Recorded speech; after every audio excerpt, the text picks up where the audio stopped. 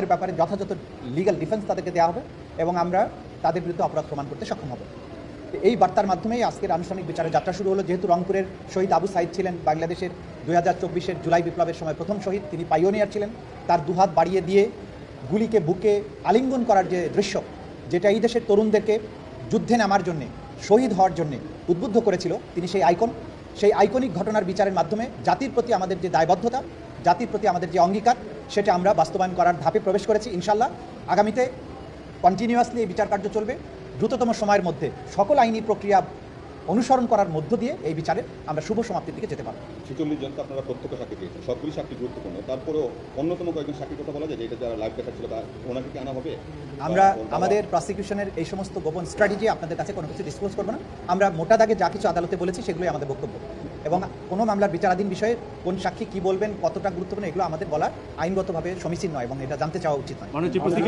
শেখ হাসিনার যে superior common responsibility রয়েছে, এটি বুঝাতে গিয়ে 14 জুলাইতে উনি যে মারার হুমকি দিয়েছেন, তারপর রাজাকারদেরকে তো ফাঁসি হয়েছে, এদেরও হবে। ঢাকা বিশ্ববিদ্যালয়ের সাবেক ভিসি সাথে তার যে কনভারসেশনে কিছু অংশ আপনি তুলে ধরছিলেন। জি, আমরা যে অনেক কনভারসেশন কিন্তু সাবেক প্রধানমন্ত্রীর আমরা পেয়েছি, যেখানে একটাতে সরাসরি তিনি লেথাল ওয়েপন ব্যবহারের মাধ্যমে আন্দোলনকারীদের হেলিকপ্টার ব্যবহার করে এবং লেথাল ওয়েপন ব্যবহার করে তাদেরকে ফিনিশ করে দেওয়ার অর্ডার, সেটা আমরা পেয়েছি। আরেকটা পেয়েছি ঢাকা বিশ্ববিদ্যালয়ের ভিসির সাথে তার যে কনভারসেশন, সেখানে বলা হচ্ছিল যে ইংল্যান্ডে ছাত্র আন্দোলনের যারা করেছিল তাদেরকে তো মেরে ফেলাই দিলেন, তারপর আন্দোলন দমন হয়ে গেছে। এই আন্দোলনকারীদের ব্যাপারেও সেম ট্রিটমেন্ট দেওয়া হবে, এটা তার একটা কথা ছিল। আরেকটা কথা ছিল যে ছাত্ররা তো রাজাকার হতে চেয়েছে, সবগুলো তো রাজাকারের বাচ্চা, সুতরাং রাজাকারদেরকে যেহেতু আমি ফাঁসি দিয়েছিলাম, এদের ক্ষেত্রেও তাই করব।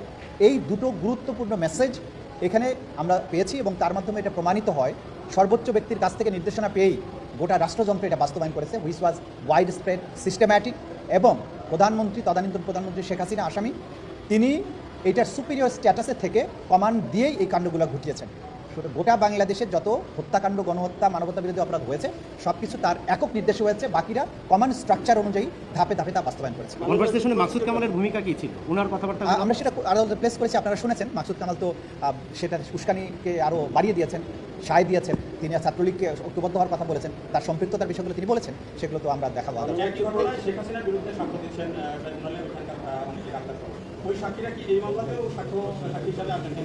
একই ব্যক্তি এই মামলাতে সাক্ষী দেবেন না, কিন্তু সিমিলার ডাক্তাররা সাক্ষী দেবেন। এবং আপনারা জানেন যে একটা ট্রাইব্যুনালে যখন একজন সাক্ষী তার বক্তব্য প্রদান করেন, একটা বিচারিক ডকুমেন্ট হয়ে যায়। এটা আমাদের আইন অনুযায়ী একটা ট্রাইব্যুনালের যে বিচারিক স্টেটমেন্ট বা ডকুমেন্ট, সেটা অন্য ট্রাইব্যুনাল জুডিশিয়াল ডকুমেন্ট হিসেবে আমলে গ্রহণ করতে পারেন।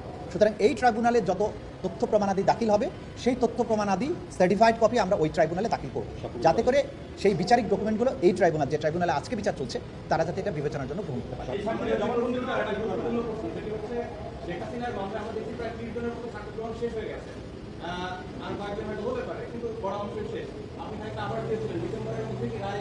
আমি কোনো ডেডলাইন দিচ্ছি না, বিচার তার স্বাভাবিক গতিতে চলবে।